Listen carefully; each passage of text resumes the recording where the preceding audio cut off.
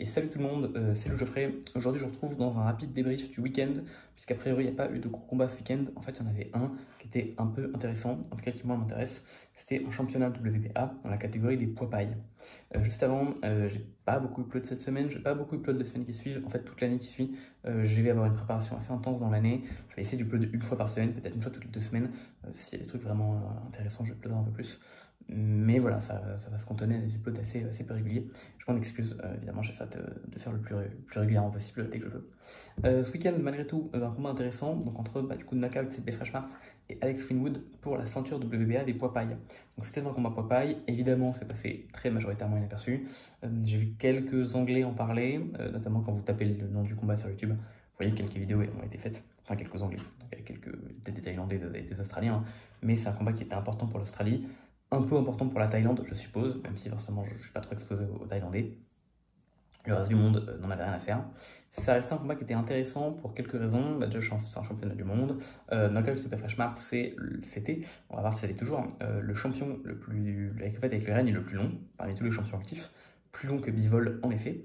Donc ça faisait un petit truc. Et puis il y avait pas mal d'interrogations parce qu'en gros le pitch du combat c'était Knockout CP Freshmart, le vieux roi qui pour des galères de contrat et de promotion n'a pas défendu son titre depuis mi-2022, contre Alex Greenwood, le prodige australien qui a 4-0 seulement, 4 victoires en 4 combats, a des jeunes chances mondiales et tente de vaincre le record australien de speedrun le plus vite pour un titre mondial qui est détenu par Jeff Fenech en 7 combats.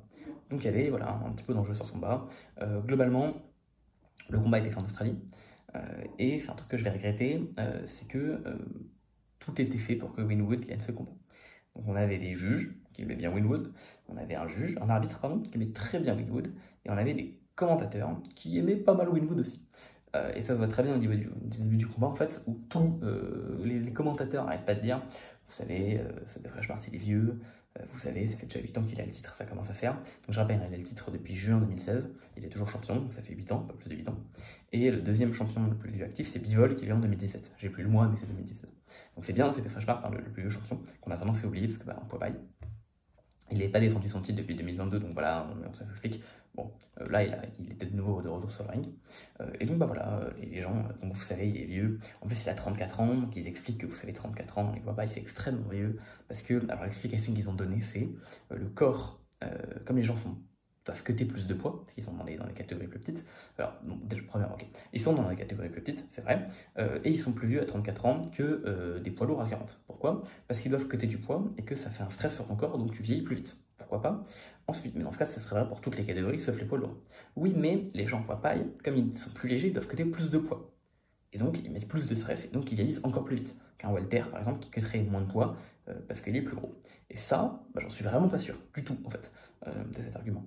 Et en vrai, c'est pas un truc que je vais débattre ici, mais j'entends beaucoup. Alors, le premier truc que j'entendais beaucoup, c'était le fait qu'il y ait moins de cas dans les petites catégories. Je rappelle que c'est faux.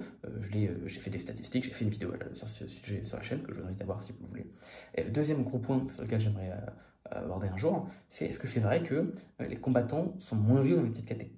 C'est un autre truc que j'entends beaucoup et je suis pas si sûr. Si c'est le cas, j'aimerais bien quantifier un peu tout ça. Bon, écoutez. En tout cas, le fait est que, parce que leur explication me semble vraiment fumeuse de fou, vraiment j'y crois pas. En tout cas, si c'était vrai, leur explication n'explique pas ça. Enfin, j'y crois pas. Bon, bref, dans tous les cas, donc, ils nous ont vraiment vendu comme le vieux champion, ils nous ont vendu Greenwood comme le jeune loup affamé, ça s'est vu d'ailleurs dans la présentation des boxeurs. Greenwood était là pour gagner. Après, ils insistent, CP Freshmart il est vieux, il n'a pas combattu depuis longtemps, bref, il va se faire démarrer par Greenwood, et pour être honnête, Greenwood il fait un bon début de combat.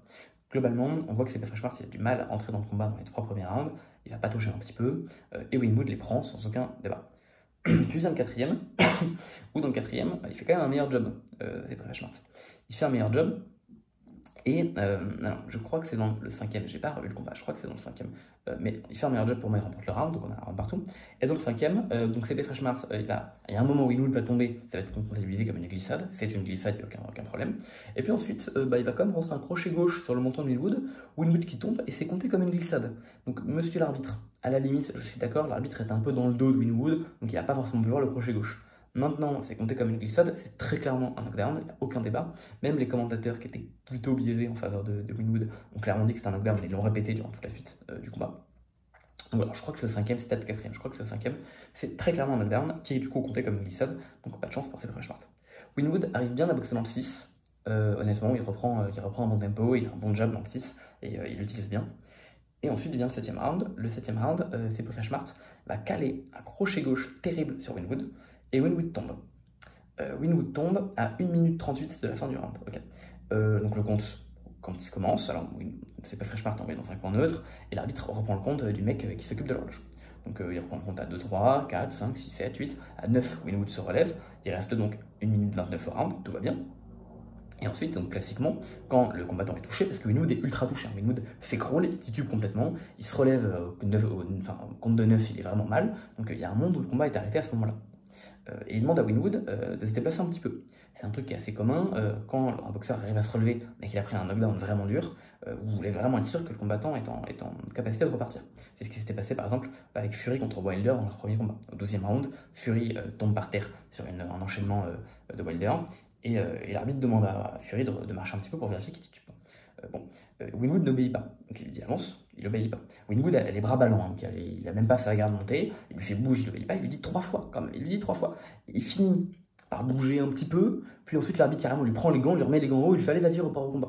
Bon, il repart au combat, de mémoire, hein, à 1 minute 19 de la fin du round. Ça veut dire 19 secondes, pardon, non c'est même plus, 1 minute 16. Donc 22 secondes après être tombé à terre. Il a eu un compte de 22 secondes. Encore une fois, son compte de 9, j'y crois. Il a passé 13 secondes avec l'arbitre qui lui déplace toi, à pas se déplacer, pour finalement faire un pas timide et que l'arbitre lui remonte ses gants. On est où? Juste, on est où? C'est un knockout. Ce combat, c'est un knockout de knockout CP Flashmart. CP Flashmart avance, et je maintiendrai, à 25 victoires en autant de combats et 10 KO. Officiellement, il en a 9, il en a 10. Ne vous fiez pas à ça. Donc évidemment, un arbitrage terrible, parce qu'en fait, si vous voulez, déjà vous volez une victoire par KO à CP Flashmart, c'est chiant. Éventuellement, tu voles une victoire à CP Flashmart, on va voir par la suite. Mais c'est potentiellement la victoire que tu lui voles. Et surtout, c'est potentiellement la vie de Winwood que tu voles. Il faut pas rigoler avec la boxe. Et c'est pas la première fois dans un combat de boxe récemment que je vois des arbitres faire n'importe quoi parce qu'ils soutiennent le combattant local, qu'ils le renvoient au combat alors que le mec est out. Je vais en reparler enfin en conclusion. Mais Masanori Rikishi contre Magnesi, c'était dangereux. Je vous en parlerai plus tard. Dans tous les cas, il est renvoyé au combat. Évidemment, après 22 secondes de récupération, il va bien. Enfin, il va pas bien, mais il arrive à tenir le round. Il tient le 7. Et en vrai, à partir de là, tous les rounds reviennent à un knockout CP Flashmart. Donc, il le remet au tapis au 9e round, un knockout CP Flashmart, il va le remettre au tapis. Round qui remporte de nouveau 18. Cette fois-ci, Winwood est au tapis, mais on voit qu'il n'est pas vraiment touché, donc il remonte assez facilement, il n'y a aucun problème là-dessus. Et puis, il tient distance 12. Ok. Ce qu'on finalement garde des juges, parce que du coup, ça va à la décision. Donc, on rappelle que knockout CP Flashmart devrait avoir un knockdown, alors je sais plus si c'est au 4 ou 5, qui est compté comme une glissade, un knockout de 7ème qui est juste compté comme un knockdown, et un knockdown au 9. Bon. Les cartes des juges, les gars, c'est une décision majoritaire. Il y a 2 juges qui ont donné 114-112, un juge qui a donné 113-113. C'est-à-dire que les points des juges, il y a 2 juges qui ont eu 6 rounds Winwood, 6 rounds c'est Flashmart, et comme il y a 2 knockdowns, il passe à 114-112, et un juge qui a eu 7 rounds Winwood et 5 rounds Flashmart. Qu'est-ce qu'ils vont fumer ces juges? Winwood il prend les rounds 1, 2, 3, 6. Je donne 4 rounds. Si je suis généreux, on va dire qu'il y en a un qui saute en plus, j'en donne 5. 5 rounds, pas plus, pas plus. Les gens, ils vont en jouer 6 et 7. Mais on est où? Et honnêtement, ça me fait chier. Ce genre de combat, il faut le dire, c'est chiant. Alors du coup, finalement, tout va bien. Je pense que c'est comme ça que j'appellerai cette vidéo. Le roi reste le roi. Finalement, tout va bien dans le meilleur des mondes. Knockout CP Flashmart continue d'étendre son règne de plus long champion actif. Parce que du coup, il va l'étendre probablement à 9 ans, je sais pas, bientôt quand il combattra. J'en parle aussi après. Winwood, du coup, échoue à venir dépasser le record de Jeff Fenech pour champion du monde d'Australie le plus rapide. C'est triste. Mais en vrai, honte beaucoup à l'arbitre et beaucoup au juge. Les commentateurs, un peu moins, parce que même s'ils ont quand même vraiment axé tout le début du combat en disant c'est bon, pas de soucis, donc c'est pas Flashmart, ça sert à voir, ils ont quand même mentionné à plusieurs reprises le fait qu'au 4e ou 5e round, ça aurait dû être un knockdown. Ils l'ont dit à plusieurs reprises, il n'y a pas de soucis. Par contre, le juge, c'est finito, et les arbitres, c'est finito aussi. Les arbitres et le juge, c'est finito. Vraiment, on est où? Et en vrai, j'ai l'impression que c'est le genre de combat où ils profitent d'un arbitrage local, de juges locaux et de commentateurs locaux, pour faire un peu leur sauce, parce qu'ils savent très bien que ça va pas être diffusé, avoir un rayonnement international. Du coup, ils peuvent foutre des petits trucs, ça fera pas scandale sur les réseaux. Ça devrait faire scandale. Et si vraiment le non-arrêt de Fury contre Usyk au 9e vous a choqué, mais allez regarder le 7e, c'est Flashmart contre Winwood, ça n'a aucun sens. Bon. Bref. Alors, qu'est-ce qui m'énerve? Donc, du coup, voilà, vous avez compris, c'est Flashmart remporte son titre, enfin, conserve son titre, il n'y a pas de souci. Au moins. Ensuite, c'est pas la première fois que ça arrive, cette année en tout cas. Évidemment, j'ai raté des combats de petite envergure, mais c'est pas le premier combat de cette année que je vois, dans un gala un peu local, où il y a un combattant local qui est clairement favorisé. La première fois que j'ai vu ça, cette année, c'était Masanori Rikishi contre Magnesi. Je crois qu'il s'appelle Paul Magnesi. C'est deux combattants en catégorie super plume qui se combattaient en gros pour une ceinture intérimaire de WBC des super plumes. Donc on va attendre un petit peu parce qu'il va y avoir une revanche Foster contre Conseca. Et en gros, Magnesi, donc le combat s'est fait en Italie, Magnesi, combattant italien, ultra favorisé par les commentateurs qui ne se privent pas quand Magnesi est dans les cordes en train de se faire taper en mode non, non, Magnesi, non, non, non. Enfin vraiment, les mecs n'ont aucune neutralité, c'est fou. Et encore une fois, alors les juges, j'ai pas vu leur carte. Enfin, Magnesi était devant sur la carte des juges, mais rien de choquant parce que Magnesi était devant dans le combat, donc pour moi, rien de choquant. Et en gros, le truc, c'est que Rikishi se fait dominer pendant le combat. Il est pas mal, mais il perd le pointage clairement. Et au dernier round, Rikishi arrive à mettre à terre une fois Magnesi, une deuxième fois, puis une troisième fois, jusqu'à ce que ce soit arrêté et qu'il remporte le combat par KO. Donc c'est un comeback ultra épique, vous l'avez peut-être entendu passer. Le mec qui fait un comeback de derrière les fagots au 12e round pour gagner le combat par KO alors qu'il était derrière au banc. Pour ce genre de choses qu'on aime la boxe. Bon. Le truc c'est que vous regardez ce dernier round, que je vous invite d'avoir juste le dernier round. Pas besoin de regarder tout le combat, juste le dernier round. Vous tapez Magnesi, comme la Magnesi que vous mettez sur les mains, sans eux à la fin, contre Rikishi, vous le trouvez très facilement. Bon. Et donc, entre les commentateurs qui sont ultra biaisés parce qu'ils se disent non, non, Magnesi, non. Et puis l'arbitre qui renvoie Magnesi au combat, vraiment plusieurs fois, parce qu'ils savent que si le mec tient le 12e round, il lui donne la victoire. Donc ils veulent donc l'arbitre fait tout pour pas arrêter Magnesi. Finalement, le combat va être arrêté. Il fait tout. Finalement, l'arbitre, comment il va avoir la serviette qui va être jetée, l'éponge va être jetée par le coin. Heureusement d'ailleurs. Mais l'arbitre, danger public. Parce que vraiment, il y a un moment où il se prend un coup, il est complètement sonné, il y a un accrochage, l'arbitre qui le sépare de l'accrochage, il pousse un peu Magnesi, qui s'écroule et qui tombe à la renverse. Mais t'arrêtes ton pote. Le mec tombe sans se prendre de coups, il est out. Tu l'arrêtes. Honnêtement, je sais pas exactement, je pense que tout va bien, heureusement, mais c'est à cause de ce genre d'arbitrage de merde qu'on a des blessures en fait. Et en vrai, bah c'est dit. On a évité un drame Rikishi contre Magnesi, parce que Rikishi aurait pu le tuer. On a évité un drame CP Freshmart contre Winwood, parce que CP Freshmart aurait pu le tuer dans ce 7e round. Winwood est super mal, le mec passe 22 secondes à être complètement dans les clous, et il le renvoie au combat. C'est pas sérieux. Et évidemment, ça fait des histoires épiques, parce que Artimour, qu'on renvoie contre Yvan Durel, si vous connaissez pas ce combat, c'est mon combat préféré de tous les temps, Yvan Durel contre Artimour 1, Artimour qui va 4 fois au tapis et qui finit par KO Durel, oui d'accord, c'est un combat qui est digne des meilleurs films hollywoodiens, ok. Mais pour un Artimour qui fait le comeback de l'année, voire le comeback de l'histoire, il y a combien de mecs qui crèvent sur ce genre de truc? Et on est où en fait? Donc vraiment, je suis pas content. Voilà, évidemment, je n'aurai aucun ressort, parce que personne va cliquer sur un truc qui s'appelle Le Roi reste le roi, avec un Thaïlandais en photo, en miniature. Mais on est où? Vraiment, ça ne passe pas. La suite, c'est également important. Est-ce que vous avez entendu parler de Hassan Boy Dusmatov? Je vous en ai parlé lors des JO. C'est un type qui a fait médaille d'or au JO en 2016, dans une très petite catégorie, je crois que c'était les mimouches. Et il a également fait médaille d'or au JO 2024 de Paris, en battant en finale Bilal Benama, qui est notre français, machin. Donc il est également en mouche.